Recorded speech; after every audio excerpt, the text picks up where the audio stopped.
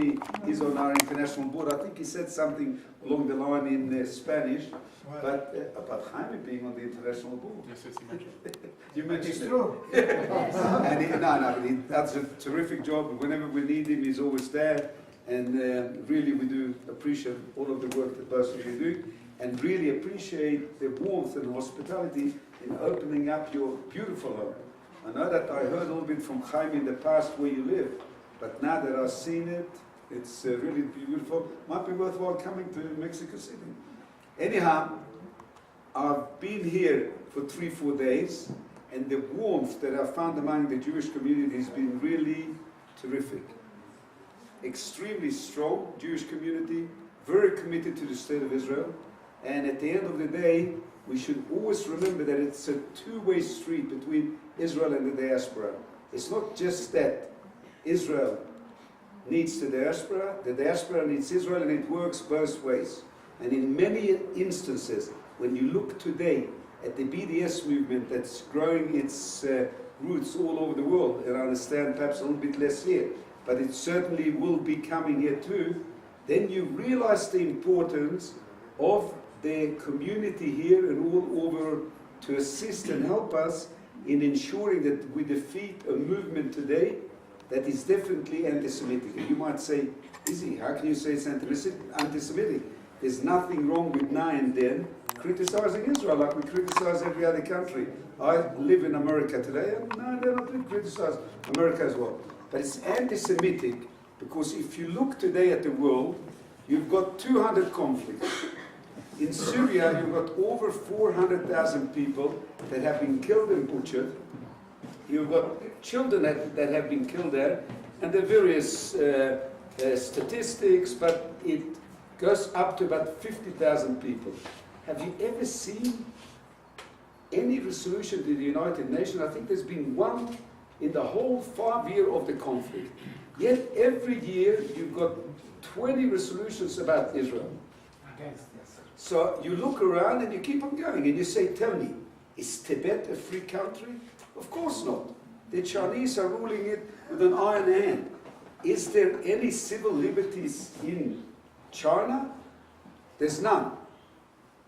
Did the Turks occupy Cyprus and push out all of their Greek inhabitants to one side of the island? Did you ever see a resolution on that? And also you can go on and on and on and on. When you have an organization, a BDS group, that their only interest is the state of Israel, the only Jewish state that we've got, that is anti-Semitism, clear and loud. So first of all, we shouldn't forget, you're dealing with an anti-Semitic movement. Has it had any effect on the Israeli economy? Very little. Yes, you hear in the paper, you read now and then, there's various companies, that are being affected here and there, some demonstrations here, etc. And there are some examples. I don't want to bore you all and get into all of that, but there was recently an article by Bloomberg who stated quite clearly that Israel today, in 2015, had its foreign investment at 285 billion, triple the amount when the BDS movement started in 2005. So in other words, if you look at the whole situation, what you're saying, the effect is very small. The danger today is not the economic effect. Yes, we've got to be watchful. We have to buy Israeli goods. I was about a month and a half ago, 2 months ago, in Berlin. I went in there to check that there was no labeling on the Israeli wines. I bought a couple of bottles of wines and gave it to some friends there. And I told them every Friday, go and buy Israeli wines on Friday afternoon, because the department store will say, oh, this is good business, let's keep on buying. So there's no doubt that we can help. But I'm saying economically, they're not making major inroads. If you look today at the United States, 8 to 9 states have already passed resolution against the BDS activists or the BDS activities. And as a matter of fact, the G4S. I always mix it up, I don't know why. G4S, which is a company that does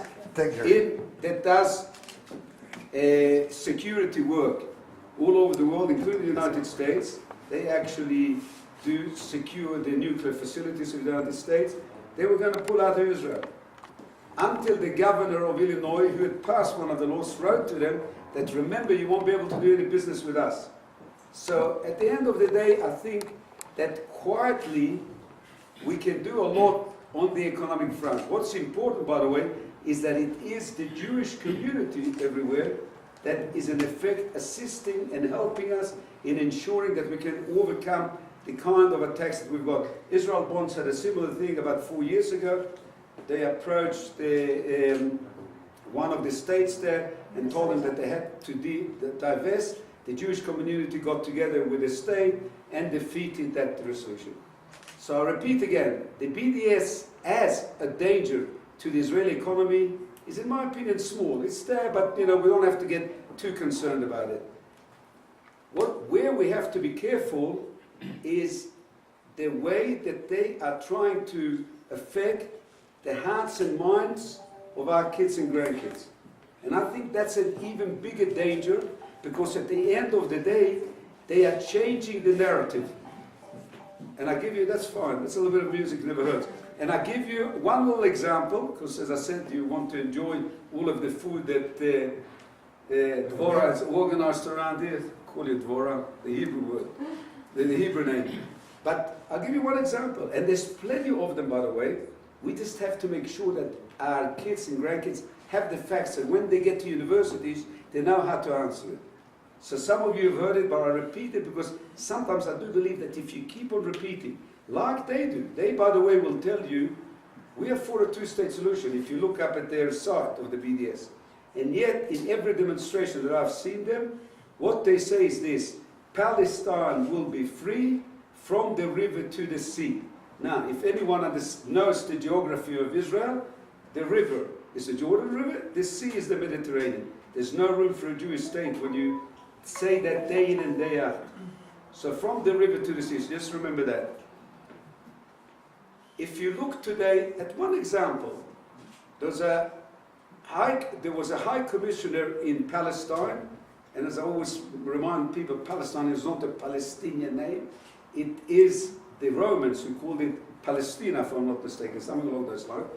He wrote to the Foreign Office in London, and he said, the country is desolate, barren, there's nothing there. The only thing that's missing is a body of population. So to call us colonialists and Zionists that kicked out the poor Palestinians is a misrepresentation from beginning to end. Now, as I said again, should we give them a state? Of course, I'm for a two-state solution. But I want to make sure that first and foremost, they recognize my right to live in a Jewish state.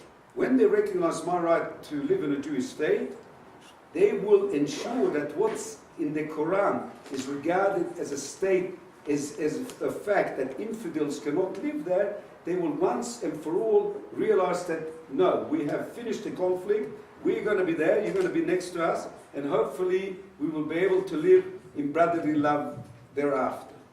So I think what's very important for any community outside of Israel today, in order to assist us in this particular battle, is to know the facts, help to ensure that your young people, your kids that are going to go to universities, understand the facts, know the facts, go to Israel, visit Israel, have a look at Israel, have a look at the vibrant democracy that you've got there. Let's be realistic. You go to the Knesset, you've got 12 Arab members. And I welcome that, and I think it's correct. But I can tell you one thing. In most democracies, those Arab members, the way they sometimes talk about the state of Israel, they wouldn't remain one day in any other parliament. But we tolerate it because we are a democracy.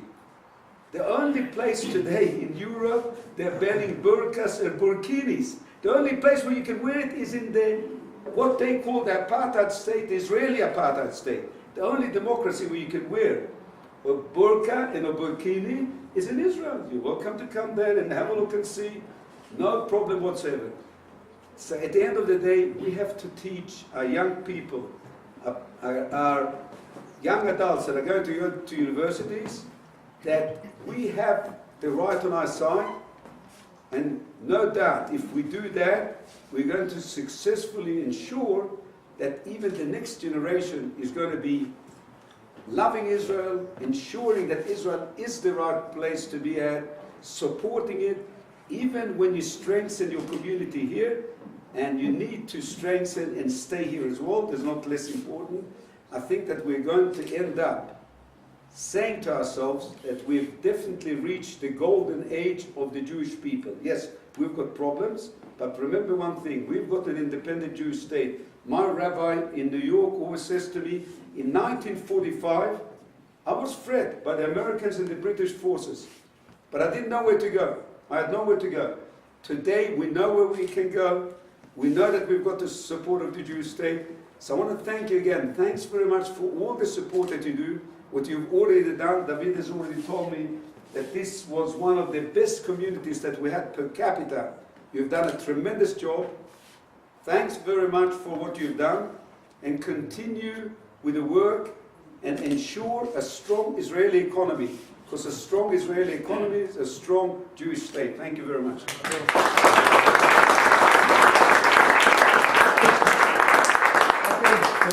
Thank you.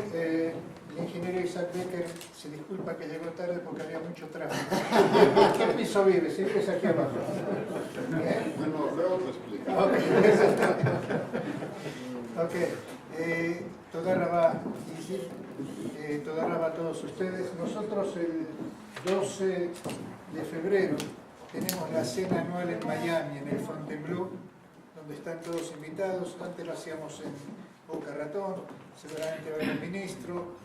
Vamos a honorificar a gente de distintas comunidades, están todos invitados, y toda Rabá, los veo la próxima.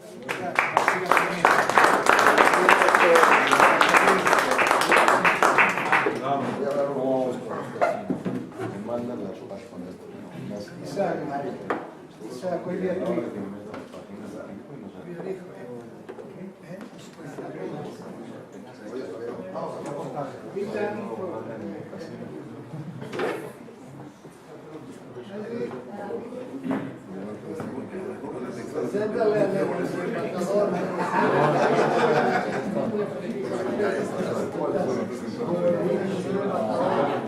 Mario.